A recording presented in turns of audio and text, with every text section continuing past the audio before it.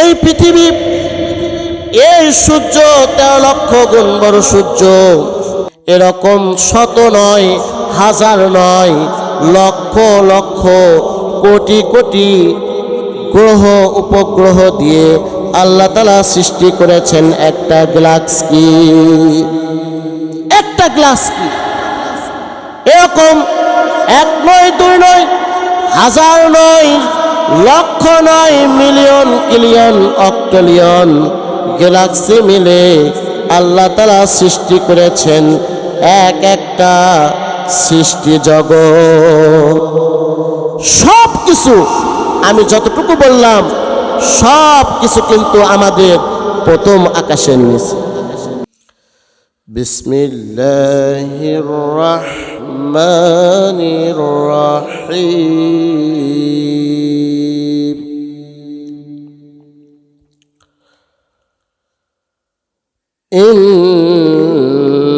ইন্নাল্লাহা ওয়া মালাইকাতাহু ইউসাল্লুনা আলান নবী ইয়া আইয়ুহাল্লাযীনা আমানু সাল্লু আলাইহি ওয়া সাল্লিমু তাসলিমা। আল্লাহুম্মা সাল্লি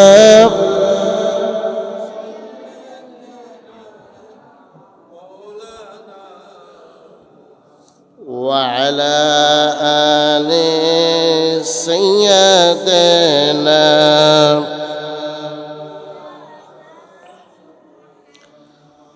اللهم صل على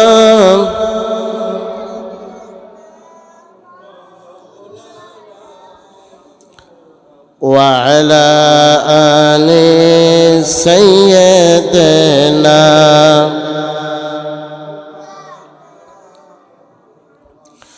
ओहे दिबानिशी हवा ने जाए हम बाबे मेरा मदखल मदीना जाहे हम। अल्लाहुम्मा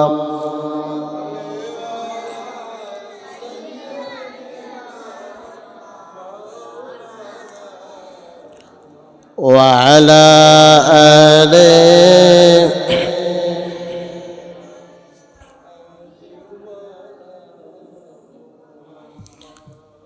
আলহামদুলিল্লাহ। সে আল্লাহ রাব্বুল আলামিনের দরবারে শুকরিয়া আদায় করছি যে আল্লাহ রাব্বুল আলামিন আমাদেরকে হায়াতুত তাইয়্যিবা দান করে সালাতুল জুমা আদায় করার জন্য উপস্থিত হওয়ার মতো সুযোগ করে দিলেন। সকলে বলি আলহামদুলিল্লাহ। লাখ কোটি দরুদ সালাম দু জাহানের হাবিব সৈয়দুল মুরসালিন, ইমামুল মুরসালিন, খাতামান নবিয়্যিন, সেই নবীজির দরবারে দরুদ সালাম পেশ করছি। সকলে বলি সাল্লাল্লাহু আলাইহি ওয়াসাল্লাম। সম্মানিত উপস্থিতি, পৃথিবীতে মানুষের আদর্শ, পৃথিবীতে মানুষের জন্য আদর্শ একমাত্র রাসূলুল্লাহ। জয় বলেন সুবহানাল্লাহ। আল্লাহ রাব্বুল আলামিন কোরআন শরীফের মধ্যে বলেন, লাকাদ কানা লাকুম ফি রাসূলিল্লাহি উসওয়াতুন হাসানাহ। আজ থেকে ১৫০০ বছর আগে আল্লাহ তাআলা তার হাবিবের চরিত্র, তার হাবিবের আদর্শ, নবী মুহাম্মদ সাল্লাল্লাহু আলাইহি ওয়াসাল্লামের আদর্শ উম্মতের জন্য মডেল হিসেবে, উম্মতের জন্য আদর্শ প্রেরণ করেছেন। জয় বলেন সুবহানাল্লাহ। সম্মানিত উপস্থিতি, আল্লাহ তাআলা বলেছেন, লাকাদ কানা লাকুম ফি রাসূলিল্লাহি উসওয়াতুন হাসানা।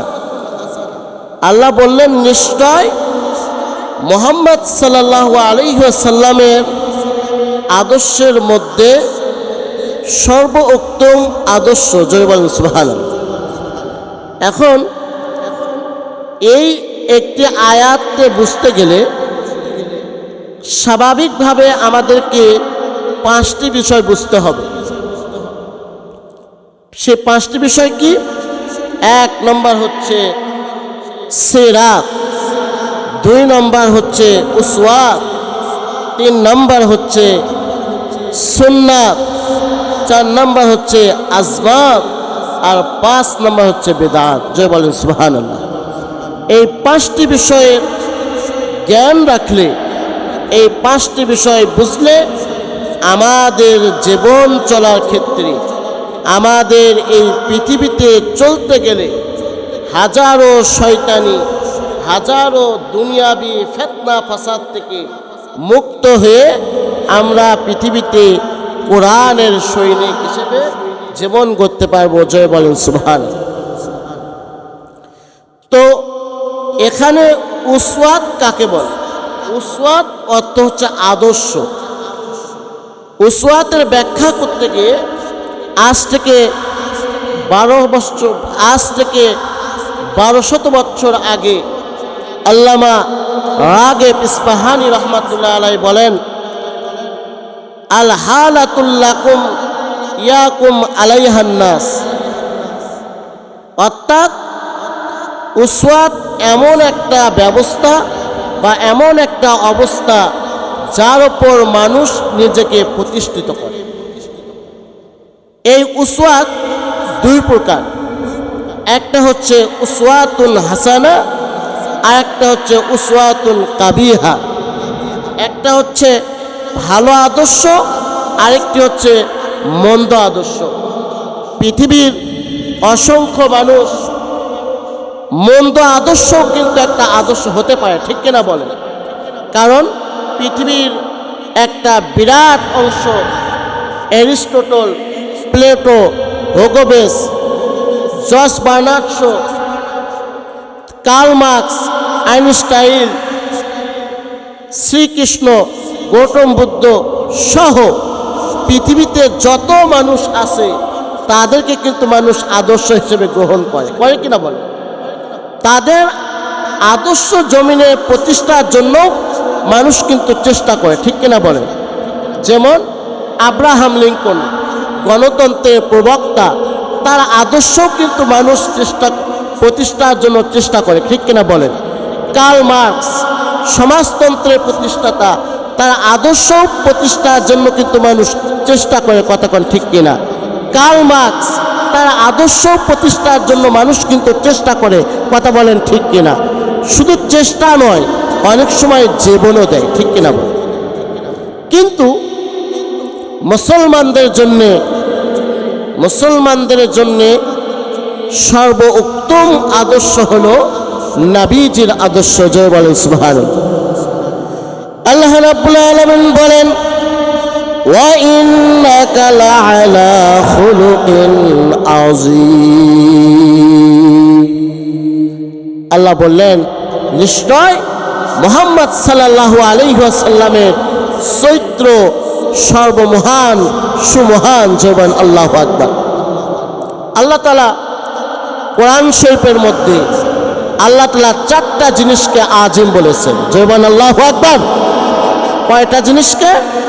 4টা জিনিসকে। আমার সাথে হাতে গোনেন। আল্লাহ তাআলা কোরআনকে বলেছেন আজিম, নবীজির চরিত্রকে বলেছেন আজিম, আল্লাহ তাআলা নিজের নামের ক্ষেত্রে বলেছেন আজিম, আল্লাহ তাআলা আরশের ক্ষেত্রে বলেছেন আজিম। কেন? আল্লাহ তাআলা নবীজির চরিত্রের ক্ষেত্রে বলেছেন আজিম, আল্লাহ তাআলা কোরআনের ক্ষেত্রে বলেছেন আজিম, আল্লাহ তাআলা আরশের ক্ষেত্রে বলেছেন আজিম, আল্লাহ তাআলা নিজের ক্ষেত্রে বলেছেন আজিম। কেন কোরআনের ক্ষেত্রে আল্লাহ তাআলা কেন আজিম বললেন? কারণ হলো বিশ্ববিখ্যাত মুফাসসির আল্লামা ফখরুদ্দীন রাজি রহমাতুল্লাহ আলাইহি উনি কোরআন শরীফের মধ্যে 6666টি আয়াতের মধ্যে সর্বপ্রথম যে সূরা কোরআন শরীফের মধ্যে সূরাতুল ফাতিহার মধ্যে ছোট্ট একটি আয়াতের অংশ ইয়্যাকা না'বুদু ওয়া ইয়্যাকা নাস্তাঈন, ছোট্ট একটি অংশ ইয়্যাকা না'বুদু ওয়া ইয়্যাকা নাস্তাঈন। এই ছোট্ট একটি অংশের ব্যাখ্যা করতে গিয়ে ফখরুদ্দীন রাজি রহমাতুল্লাহ আলাইহির কলম বন্ধ হয়ে গেল। ইমাম ফখরুদ্দীন রাজি এই আয়াতের ছোট্ট দুই শব্দের তাফসীর করতে গিয়ে ইমাম ফখরুদ্দীন রাজি রহমাতুল্লাহ আলাইহির কলম বন্ধ হয়ে গেল। ফখরুদ্দীন রাজি বললেন,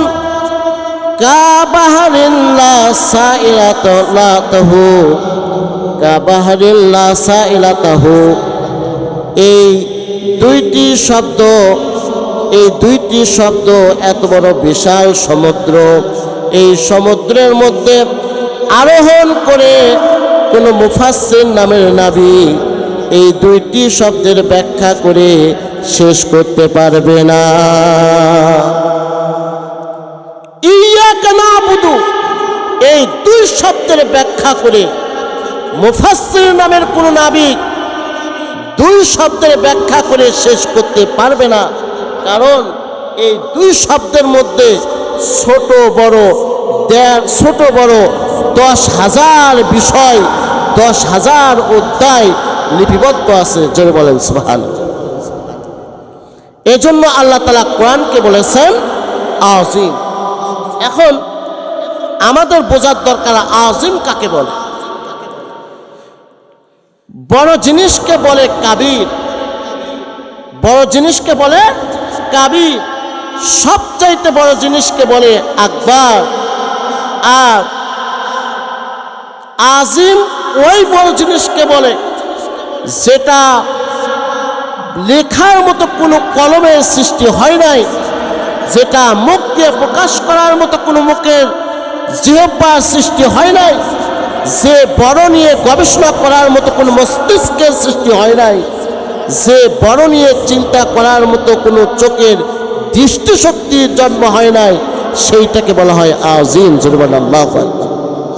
তো আমি বুঝাচ্ছিলাম আল্লাহ তাআলা কোরআনকে বলেছেন আযীম, আল্লাহ তাআলা নবীজির ক্ষেত্রে বলেছেন আযীম, আল্লাহ তাআলা আরশের ক্ষেত্রে বলেছেন আযীম, আল্লাহ তাআলা নিজের ক্ষেত্রে বলেছেন আযীম। ঠিক কিনা বল? তো আমি বলছিলাম আল্লাহ তাআলা কোরআনকে ক্ষেত্রে বলেছেন আযীম, কারণ আল্লাহ তাআলা বলেছেন ওয়ানাজ্জালনা আলাইকুমুল কিতাবা তিবয়ানান লিকুল্লি শাইইন ওয়া হুদাও ওয়া রাহমা ওয়া বুশরা লিল মুসলিমিন। ওয়ানাজ্জালনা এই কোরআন তিবয়ানান লিকুল্লি শাই, এই কোরআনের মধ্যে পৃথিবীর এমন কোন বিষয় লিপিবদ্ধ আল্লাহ বাকি রাখে নাই। কি বিজ্ঞান, কি দর্শন, কি ইতিহাস, কি ফিজিক্স, কি কেমিস্ট্রি, কি বায়োলজি, কি ইউরোলজি, কি মেডিকেল সায়েন্স, সব কিছু আল্লাহ তাআলা কোরআনের মধ্যে লিখেছেন। আল্লাহ তাআলা এই কোরআনের মধ্যে প্যাকেট করে ছেড়ে দিয়েছেন। জোরে বলেন সুবহানাল্লাহ। এজন্য বলেছেন আল্লাহ তাআলা তিবয়ানাল লিকুল্লি শাই, এই কোরআনের মধ্যে আল্লাহ তাআলা পৃথিবীর এমন কোনো বস্তু, এমন কোনো দিক নাই যে বিষয়টা নিয়ে আলোচনা করে নাই। তিবয়ানাল লিকুল্লি শাই, কি দর্শন, কি বিজ্ঞান, কি রাষ্ট্রনীতি, কি অর্থনীতি, কি সমাজনীতি, কি পরিবার নীতি, কি রাষ্ট্রনীতি, কি পররাষ্ট্রনীতি, সকল কিছু আল্লাহ তাআলা এই কোরআনের মধ্যে প্যাকেট করে দিয়েছেন। জয় বলেন সুবহানাল্লাহ। এই জন্য আল্লাহ তাআলা কোরআনের ক্ষেত্রে বলেছেন কি আযীম।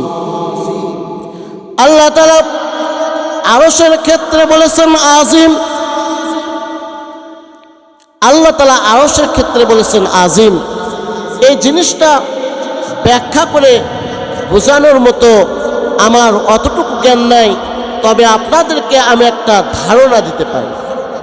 আল্লাহ তাআলা আরশের ক্ষেত্রে কেন আযীম ব্যবহার করেছেন? এই বিশ্ব জগৎ, এই পৃথিবীর গোটা বিশ্ব ব্রহ্মাণ্ড, এই ইউনিভার্সেস, গোটা জগৎটা সৃষ্টি জগতের কাছে হিমালয়ের বিশাল পর্বতের পাদদেশে বিক্ষিপ্ত বালিকণা, বিক্ষিপ্ত ধূলিকণা যতটুকু, এই বিশ্ব জগৎ আল্লাহর সৃষ্টি জগতের কাছে ততটুকু। কেন? আবার এই পৃথিবীর থেকে বড় 13 লক্ষ গুণ বড় হলো সূর্য। সুবহানাল্লাহ বলবেন না? এই পৃথিবী, এই সূর্য 13 লক্ষ গুণ বড় সূর্য। এরকম পৃথিবী, এরকম 13 লক্ষ গুণ বড় সূর্য, এরকম শত নয়, হাজার নয়, লক্ষ লক্ষ, কোটি কোটি গ্রহ উপগ্রহ দিয়ে আল্লাহ তাআলা সৃষ্টি করেছেন একটা গ্যালাক্সি, একটা গ্যালাক্সি। এরকম 1 নয়, 2 নয়, হাজার নয়, লক্ষ নয়, মিলিয়ন, কিলিয়ন, অক্ট্রিলিয়ন গ্যালাক্সি মিলে আল্লাহ তাআলা সৃষ্টি করেছেন এক একটা সৃষ্টি জগৎ। সব কিছু আমি যতটুকু বললাম, সব কিছু কিন্তু আমাদের প্রথম আকাশের নিচে। সব কিছু প্রথম আকাশের নিচে। এই প্রথম আকাশ থেকে দ্বিতীয় আকাশ, প্রথম আসমান থেকে দ্বিতীয় আসমানের দূরত্ব হলো 500 বছর। জোরে বলেন কত বছর? 500 বছর। এই 500 বছর কি দৌড়ে দৌড়ে, গাড়িতে চড়ে, বিমানে চড়ে, রকেটে? আরে রকেটে কি, রকেটে তো প্রতি সেকেন্ডে রকেট চলে 7 মাইল। তাহলে প্রতি সেকেন্ডে যদি 7 মাইল চলে, মিনিটে চলে 30,000 মাইল। তাহলে 1 মিনিটে 30,000 মাইল, যেটা হিসাব করতে গেলে ক্যালকুলেটরের দরকার, ঠিক কিনা বলেন? তাহলে এই 30 সেকেন্ডে 1 মিনিট, 60 সেকেন্ডে 7 মিনিটে 1 ঘন্টা, 1 ঘন্টায় কত দূর যায়? 1 ঘন্টায় কত দূর যায়? এই যে, তাহলে কি আপনি এই প্রথম আকাশ থেকে দ্বিতীয় আসমানে রকেট নিয়ে যেতে পারবেন? সম্ভব? তাহলে কি সব চাইতে বড় হচ্ছে বিদ্যুৎ গতি, যাকে বলা হয় আলোক গতি, আলোকবর্ষ। আলোক গতি কীরকম? আপনি যখন একটা সুইচ দেবেন, এই সুইচ দিলে, এখানে সুইচ, এখান থেকে আপনি সুইচ দিলেন, আপনার 1 সেকেন্ডে চলে যাবে 1,86,000 বর্গ কিলোমিটার। ঠিক কিনা বলেন? বিদ্যুৎ দৌড়ায় 1,86,000 বর্গ কিলোমিটার। তাহলে এইটা কিন্তু দুনিয়ার হিসাব, ঠিক কিনা বলেন? তাহলে 1 সেকেন্ডে যদি 1,86,000 বর্গ কিলোমিটার যায়, তাহলে 7 সেকেন্ডে 1 মিনিটে কত দূর যায়? ক্যালকুলেটর লাগবে। আচ্ছা, যদি 60 মিনিটের 1 ঘন্টায় আলো বিদ্যুৎ কত দূরে যায়? আমার মনে হয় ক্যালকুলেটর পারবে না, কম্পিউটার লাগবে, ঠিক না বলেন? আচ্ছা, কম্পিউটার পারবে। আবার যদি এরকম 12 মাসে 1 বছরে কত দূর যায়? আমার আপনার মাথা কি চলবে? চলবে না। তার মানে কি হিসাব ফেল হয়ে যাবে, হিসাব ফেল হয়ে যাবে। এইরকম আলো, এরকম আলো 12 মাসের 1 বছরে আলো যতদূর যায় এইটাকে বলা হয় বিজ্ঞানের ভাষায় 1 আলোক বছর। তে এইরকম 500 আলোক বছর দূরত্ব হলো প্রথম আসমান থেকে দ্বিতীয় আসমান। জয়বান আল্লাহু আকবার। তারপরে তৃতীয় আসমান, তারপরে চতুর্থ আসমান, তারপরে পঞ্চম আসমান, তারপরে ষষ্ঠ আসমান, তারপরে সপ্তম আসমান, তারপরে হলো লা মাকান, তারপরে হলো লা জামান, তারপরে হলো নূরের পর্দা 70,000। আর একটা নূরের পর্দা থেকে 500 বছরের দূরত্বের রাস্তা। এরকম 70,000 নূরের পর্দার পার করে আল্লাহ তাআলার আরশ, আল্লাহ তাআলার আরশের ওপর কুরসি। এই কুরসি কত বড়! কোরআন শরীফের মধ্যে আল্লাহ বলেছেন ওয়াসিয়া কুরসিয়ুহুস সামাওয়াতি ওয়াল আরদ। এর ব্যাখ্যা করতে গিয়ে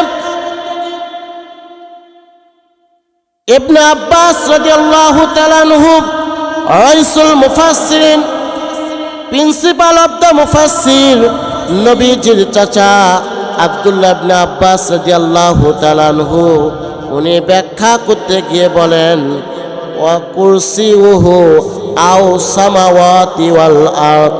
অর্থাৎ এই কুরসি এত বড়, আসমান জমিনের চাইতে কুরসি বড়।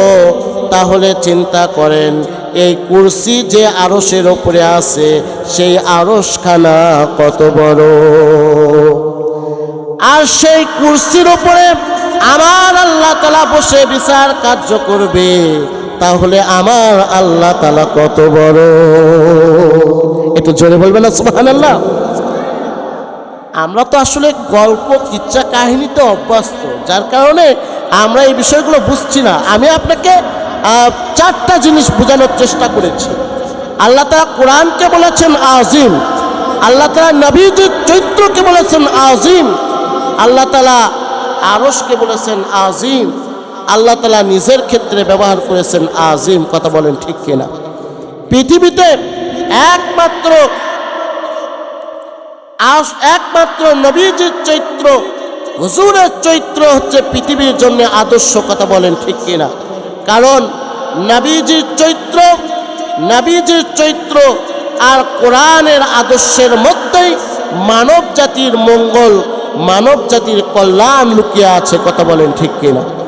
কারণ আপনারা বিশ্বাস করবেন কিনা, আমি বলছিলাম কোরআনের মধ্যে সব আছে, তো আপনি বিশ্বাস করবেন কিনা আল্লাহ তাআলা কিন্তু কোরআনের মধ্যে রাজনীতিও দিয়েছেন। বিশ্বাস কি হয় আপনাদের? কারণ নবীজির চরিত্র, নবীজির আদর্শকে পৃথিবীর সমস্ত মানুষের জন্য আল্লাহ তাআলা সার্টিফাইড করেছেন।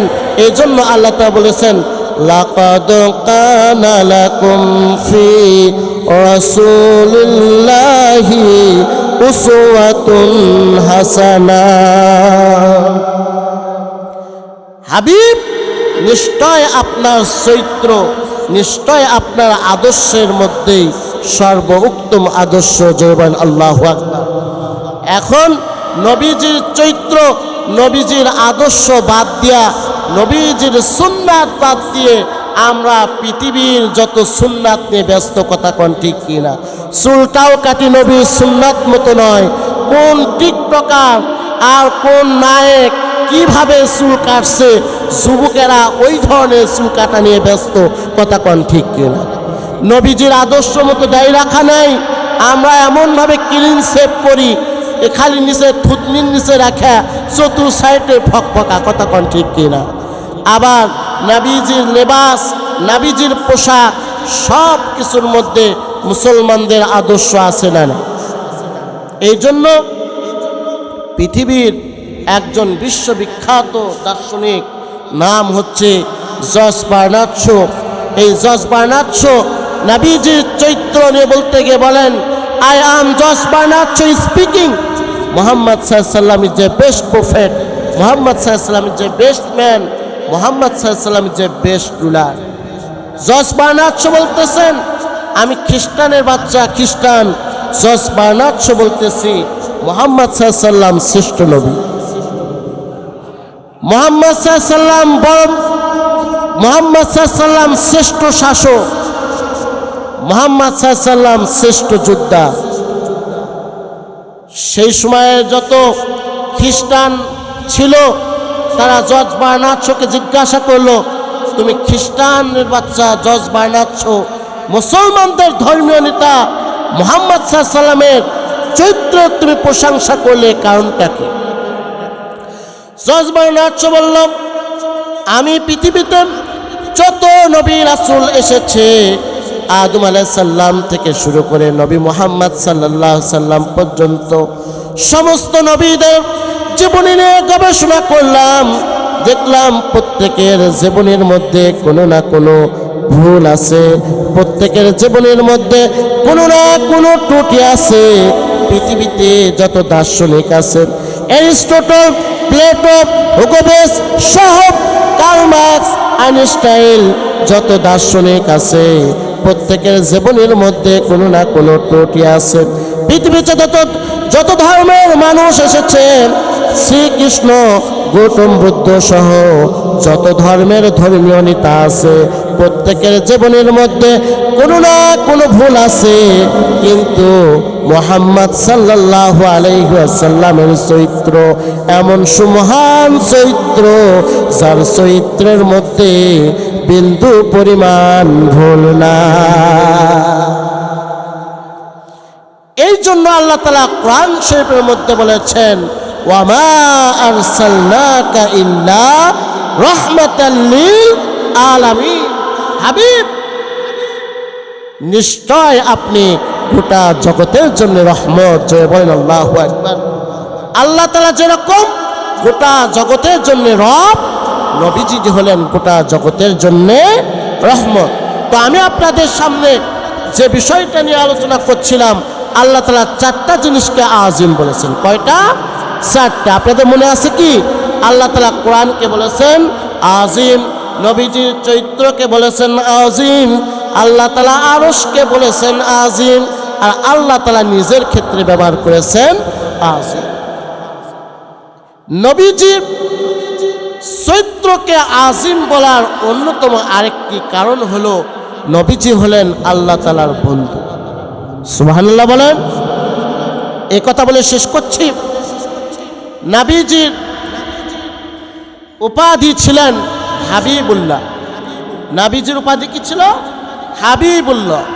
ইব্রাহিম আলাইহিস সালামের উপাধি ছিল খলিলুল্লাহ। ঠিক কিনা বলেন? ভালো করে বুঝবেন। আমি ভাঙ্গা ভাঙ্গা কথা বলতে পছন্দ করি, কারণ আমি কিচ্ছা কাহিনী বোঝার মতো বলি না। কিচ্ছা কাহিনী আমি তেমন বলিও না। আমি কথা বলি তাফসীর ভিত্তিক, গবেষণা ভিত্তিক। তো আমি বলছিলাম আল্লাহ তাআলা নবীর উপাধি দিয়েছেন হাবিবুল্লাহ, আবার ইব্রাহিম আলাইহিস সালামের উপাধি হলো খলিলুল্লাহ। হাবিবুল্লাহ অর্থ আল্লাহর বন্ধু, খলিলুল্লাহ অর্থ আল্লাহর বন্ধু। তবে দুইটার মধ্যে একটা পার্থক্য আছে। পার্থক্যটা কি? খলিলুল্লাহ হচ্ছে যে ব্যক্তি আল্লাহ তাআলার জন্য পাগল, যে ব্যক্তি আল্লাহ তাআলার জন্য পাগল তিনি হলেন খলিলুল্লাহ, আর যার জন্য আল্লাহ নিজে পাগল তিনি হলেন হাবিবুল্লাহ। আমরা সেই নবীজিকে পেয়ে খুশি না বেজার? জোরে বলেন খুশি না বেজার? আজ থেকে যতদিন পর্যন্ত আল্লাহ তাআলা দুনিয়াতে জীবিত রাখবে, সমাজে, পরিবারে, রাষ্ট্রে, ব্যক্তিগত, সমাজ, রাষ্ট্র, পররাষ্ট্র, সব জায়গায় ব্যবসা, কৃষি, জমি আবাদ সব কিছুর মধ্যে আজ থেকে রসুলের আদর্শ, রসুলের চরিত্র আমরা বাস্তবায়ন করতে চাই কিনা? আল্লাহ তাআলা আমাদেরকে আমল করার তৌফিক দিন। সকল